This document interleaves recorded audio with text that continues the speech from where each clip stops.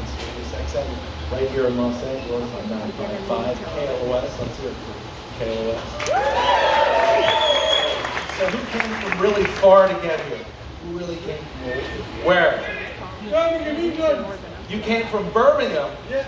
All right, I've got a set of Breakfast with the Beatles baseball cards for that. Come see me in Sydney, Australia. Wow, I thought you were going to say like West Covina or something. What? So thank you for coming out. How exciting. A new EP from Ringo. Did you get a little Amoeba single? Anybody here? Look at that. Fantastic. All right, so you're all here. Let's not mess around. Let's introduce the one and only Linda Perry and Ringo Starr.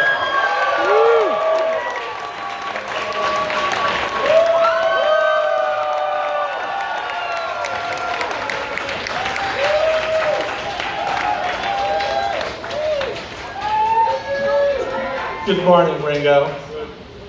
Good morning, Linda. Yeah, good morning. So the I thought you'd be busy on 88.5.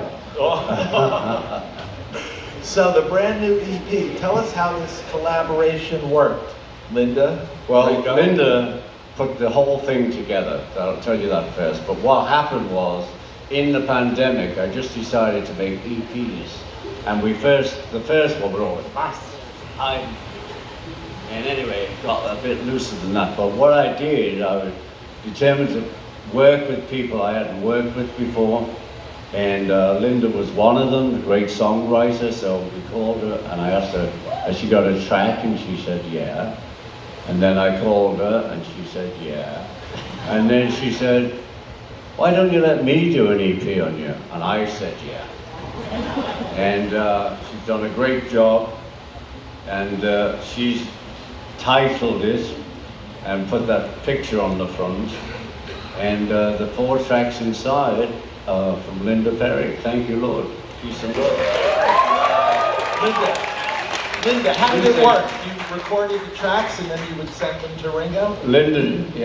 Well, first of all, to get a phone call from Ringo is pretty I've been around a while. I've done a lot of great things. I've met a lot of wonderful people, but to hear, hello, Linda Perry, you're like one of my favorite singer-songwriters. You'd like to write the song for me. Let me jump in.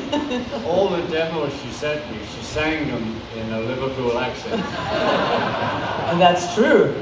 Or Bob Dylan, but I didn't notice Bob. well, there's a little Bob in there, but so I think first of all I have to address that you do all these incredible things. You go a lot of places. You've written many songs, but there's nothing like I was brought up with this incredible music of the Beatles, and I was brought up watching Ringo and him always being my favorite because I thought he was the most charming and funniest one. And he is the most nice, charming, funny person and filled with lots of love. A lot of love comes from this guy. The peace and love is not just a gimmick, it's really true, it's genuine, it's authentic. So to get this opportunity was pretty fucking amazing. So all the other stuff doesn't matter. It was easy to write music for Ringo Starr. And real quick, Ringo, where are you on the cover of this EP? It looks like you're... It looks like Florida, actually, in '64 when we came, first time in America. How exciting was that? And then we got a train down to Washington and did the first live gig, and then we went to Florida to do the TV show here. But one of the most exciting things while I was in Florida, besides going on the beach, I drove somebody's yacht straight into park and broke it. And I went to see the Coasters. They were playing in like a barn, and it was like, the Coasters. Anyway, that's a quick rundown of what happened in Florida.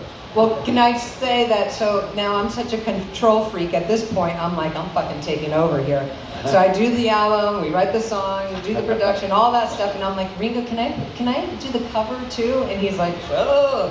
And so I had this image in my mind, and I'm like thinking, I want to see sexy Ringo on the beach or by a pool, you know, and I just literally Google Ringo Starr, no shirt, beach pool, and then that picture showed up, and I'm like, the heavens came down. I'm like, this is exactly what I thought, and it was Harry Benson photo. Then I put the album cover together, I sent it to him, and he's like, oh, you make me look young, or is that, you know, anyways, but so I thank you for letting me do that. Ringo has been really letting me, you know, run a little further than probably most people would, but I do it with passion because I really, really love this person here because of him as a human being, and it's been an incredible opportunity. And hey, on behalf of record buyers everywhere, I want to thank Ringo for keeping the EP alive. Yeah. I have a great collection of EPs, and because 4 tracks is enough. So I'm now in the middle of another record I'm making, which is going to be a 10-track. But anyway, let's talk about the EP.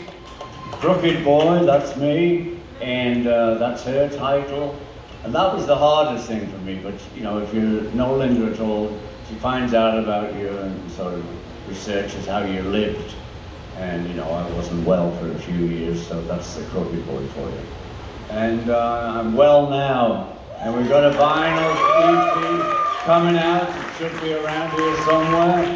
And I want to thank Amoeba for opening up to us. And when it used to be on Sunset, I was standing back there going through records, and Paul was on stage playing.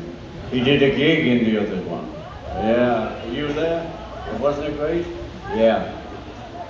Okay. I also want to thank Michael Kurtz, please, for putting this together, getting the vinyl for Record Store Day, and Jim Schultz, who's in the audience, for mixing the album, amazing, and Bruce Resnick. Thank you. Also, we have to remember Saturday is Record Store Day. Yeah. We have to thank all those stores across America, and you know, as a sideline, we're also calling it Vinyl Day. Why not? Let's hear it for Linda Perry and Ringo Starr. You guys want to hear the EP? Yeah. Let's hear it for Nick.